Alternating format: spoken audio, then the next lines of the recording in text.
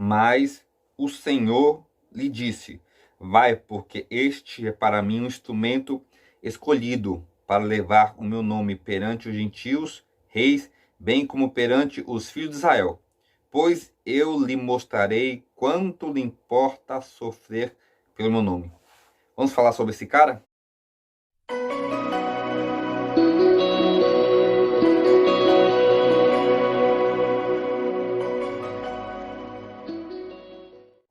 Olá, meus amigos, tudo bom com vocês? Eu sou Rodrigo dos Santos e sejam bem-vindos ao Papo Teológico. Você está no curso do Panorama do Novo Testamento.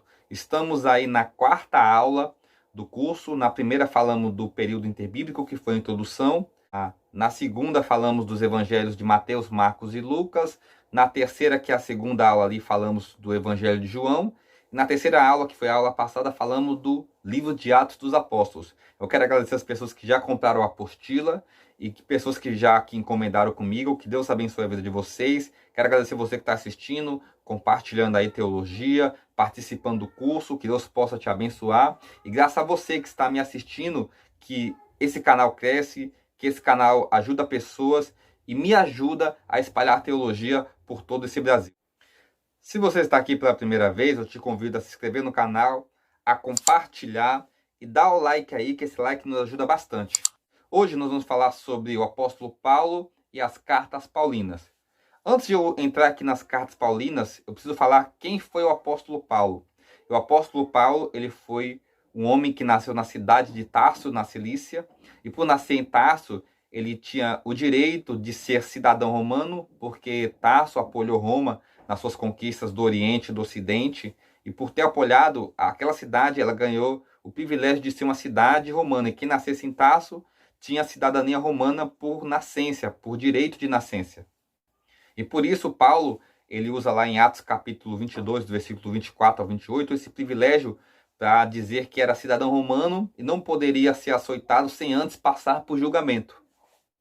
Nascendo em Tarso, ele foi um homem educado na tradição e na cultura judaica. Dos 5 aos 10 anos, ele aprendeu toda a cultura judaica, toda a tradição judaica, a Torá. Ele, com 13 anos, ele fez a Misbarã, que é aquele processo que os judeus fazem de recitar 36 versículos para poder ter o direito de dar a sua opinião na sociedade. E com dos 10 aos 15 anos, ele estudou com os fariseus, na escola de fariseus, a lei oral. E por isso ele se tornou um ortodoxo na tradição e na lei judaica. Porque os fariseus eles eram zelosos dos princípios da lei em todos os seus cumprimentos. Dos 15 anos ele foi para Jerusalém e estudou aos pés de Gamaliel. E Paulo, depois de todos esses estudos, ele tinha um currículo de causar inveja a muitos. Paulo, ele tinha a tradição judaica, a filosofia grega e a cidadania romana. Paulo era um dos homens mais preparados. Ele aparece pela primeira vez na Bíblia ali, em Atos capítulo 7, quando ele compactuava, consentia, participava ali do apedrejamento de Estevão. Por ele ser fariseu e não aceitar o cristianismo, considerar o cristianismo uma seita, era normal ele estar ali, junto com aqueles homens ali, participando do apedrejamento de Estevão. Uma coisa que eu falei no vídeo passado, e eu repito aqui, o nome de Saulo não foi mudado para Paulo. Saulo é o nome em hebraico e Paulo é o nome em grego. Da mesma forma que João é em português e John é em inglês. Então, ele não mudou o nome. Ele começou depois ali de Atos 13, nas suas viagens missionárias, usar o nome de Paulo, porque a cultura grega era a língua comum, a língua universal da época. Então, era mais viável ele usar o nome de Paulo. Quando chegamos ali em Atos capítulo 9, aparece ali a figura de Paulo da seguinte questão. Ele vai até o sumo sacerdote e pede cartas para ir para Damasco, para que possa ir lá, perseguir os cristãos, prender e trazer para Jerusalém, para as prisões de Jerusalém. Então ele pede cartas, e no caminho de Damasco, a Bíblia diz que Jesus apareceu ali, apareceu uma luz, ele caiu com o corpo no chão, caiu no chão, o texto não fala que ele caiu do cavalo, mas diz que ele caiu no chão, e ali Jesus aparece para ele e chama ele para o seu ministério. O próprio Jesus se revela ali. E ali não foi uma visão, porque o texto diz que os homens viam a luz, mas não conseguiam ver quem falava com ele. Ouviam uma voz. A tradição, sabe, José cita isso, que os homens não conseguiam ver quem era, mas ouviram a voz, e ouviram uma luz muito forte. Então Jesus ali não apareceu em visão, mas apareceu em corpo glorificado para Paulo. Paulo é levado para Damasco, cego. Ele fica ali 3 dias sem comer e sem beber. E ele tem um sonho de que aparecia um homem chamado Ananias e curaria ele da sua cegueira. E Deus se revela a Ananias e fala: Ananias, vá até a casa de Judas, que fica na rua direita, porque lá está um servo meu, Saulo, que está cego e está esperando você para curá-lo, porque ele teve uma visão que você ia entrar lá e ia curar. E ali Ananias vai lá, cura Saulo, Saulo se converte, ele começa a pregar ali em Damasco. Só que as pessoas não aceitam porque ele era um perseguidor dos cristãos. E por ser um perseguidor dos cristãos, do nada assim começar a pregar que Jesus é o Filho de Deus. Então eles não aceitaram ali, naquele primeiro momento, a pregação de Saulo. Ele se apresenta aos apóstolos, que também ficaram meio receosos assim. Se torna ali um amigo ali de Barnabé e vai para Tarso. Em Gálatas fala que ele ficou 14 anos lá. Então depois que ele ficou 14 anos lá em Tarso, quando Barnabé é enviado para pastorear Antioquia, ele se lembra de Paulo e vai até lá Tarso e busca Paulo. Os dois ali em Antioquia estavam entre os mestres e os profetas. Eles recebem a revelação para serem missionários e saírem em missões missionárias. Aí Paulo faz a sua primeira viagem missionária, a sua segunda e a sua terceira. Depois da sua terceira viagem missionária, como eu disse aqui na aula passada sobre o livro de Atos, ele é preso, né? É levado a Roma. Alguns historiadores dizem que no ano de 63 ele foi solto, ele estava lá em Roma em prisão domiciliar dentro de uma casa. Ele é solto e ele vai pregar, fazer missões na Espanha, depois ele é preso e depois ele é martirizado, ele é morto ali, decapitado entre o ano de 67 e 68 depois de Cristo, que é quando Nero incendeia Roma e põe a culpa nos cristãos. E pondo a culpa nos cristãos, 2 apóstolos importantes morrem, Pedro e depois Paulo. E nessa vida de Paulo, que eu resumi aqui, ele escreveu 13 cartas. E cada carta tinha o seu objetivo, tinha o seu propósito específico para a doutrinação da igreja. A primeira carta que escreveu foi a carta aos Romanos. E a carta aos Romanos ela tem como tema a justificação pela fé. Ou seja, ele fala que nossa salvação não é por obras, mas pela fé. A carta aos Romanos é uma das cartas mais completas quando se falamos dos princípios e das doutrinas do Evangelho de Jesus Cristo. Paulo escreveu para Roma porque quando ele encontrou Priscila e Áquila, que tinham sido expulsos lá de Roma porque estava tendo conflito entre os gentios e os judeus, e aí os romanos expulsaram os judeus de Roma. E um desses foram Priscila e Áquila. Eles se encontram com Paulo e falam como estava a situação em Roma. Então Paulo escreve uma carta aos romanos, à igreja de Roma, para explicar todas as doutrinas do Evangelho de Cristo.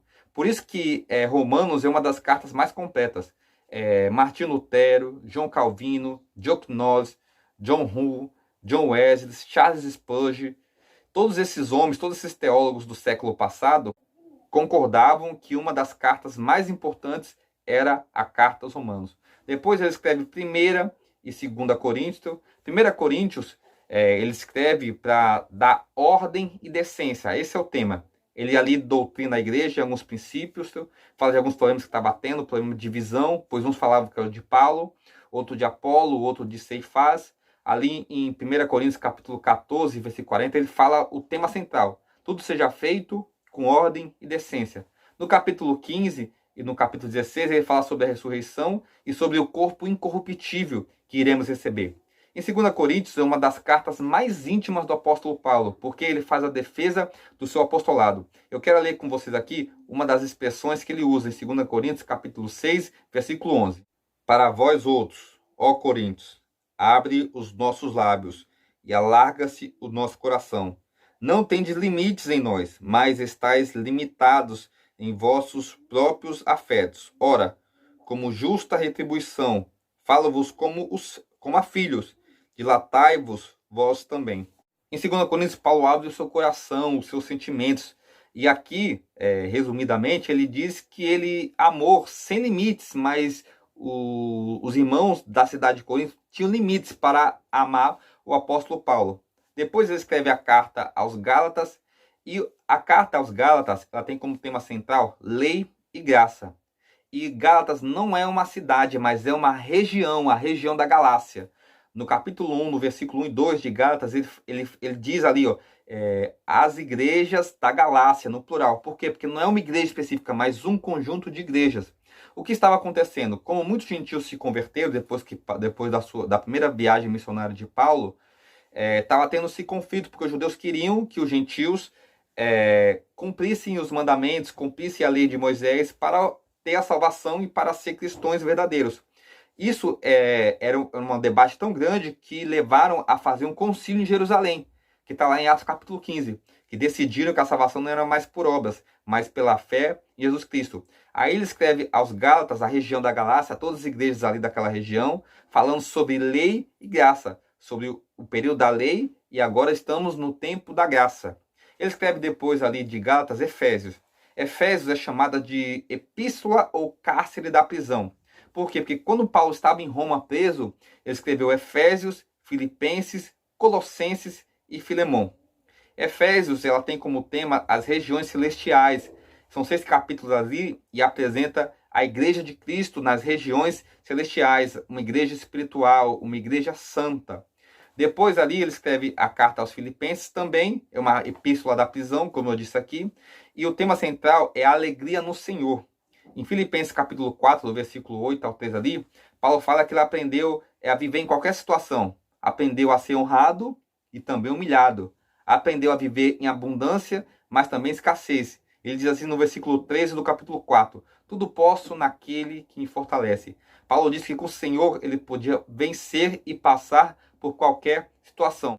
A carta aos Colossenses, ela tem como tema central ali os falsos mestres. E apresenta ali em Colossenses, para defender a verdadeira doutrina e contra os falsos mestres, o verdadeiro mestre que era Cristo. Apresenta ali o cabeça, Cristo Jesus como cabeça da igreja.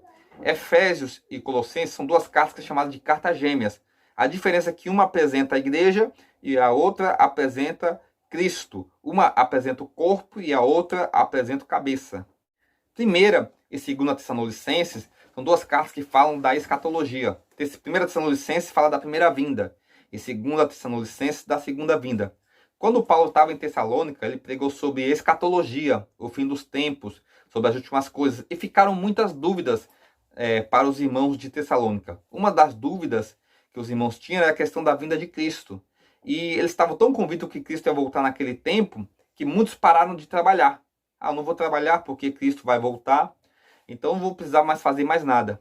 E ali, 2 Tessalonicenses, capítulo 3, versículo 10, Paulo fala, se trabalhas, não coma, para corrigir algumas dúvidas e alguns erros que os irmãos estavam cometendo sobre a primeira e a segunda vinda de Cristo.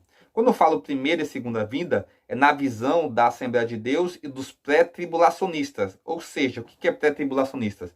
Irmãos que acreditam que a igreja não vai passar pela grande tribulação de 7 anos, que está lá dito em Apocalipse.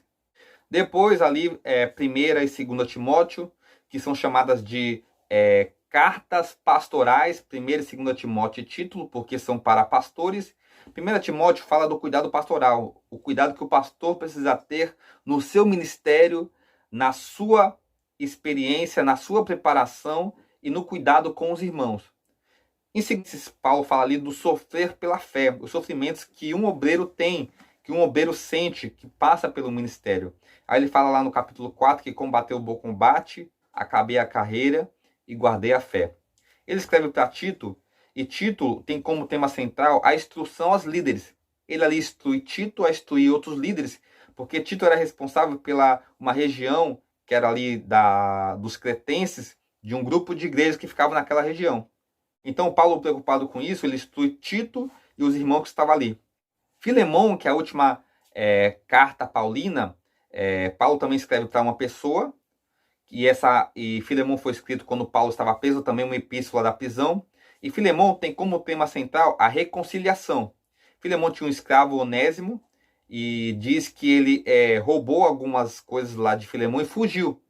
E se encontrou com Paulo em Roma, e se converteu, e Paulo manda Onésimo voltar, pedir perdão, se reconciliar com seu dono. E ali Paulo escreve a Filemão uma carta de reconciliação, reconciliando Onésimo com Filemão.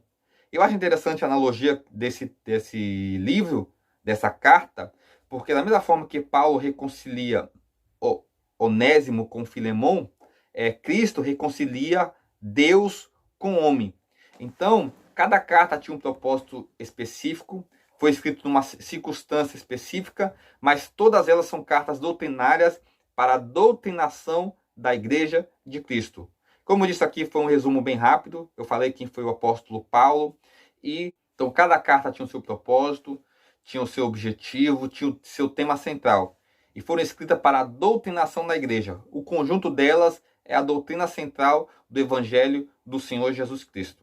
Se você está gostando do curso, me ajude aí compartilhando, se inscrevendo, comenta aí o que você está achando do curso, se está sendo edificador, conhecimento para você. Se tiver alguma dúvida, manda no meu Instagram lá, vou deixar meu Instagram aqui também. E nos ajudar a espalharmos teologia, porque você já sabe, se o papo é teologia, esse é o seu canal.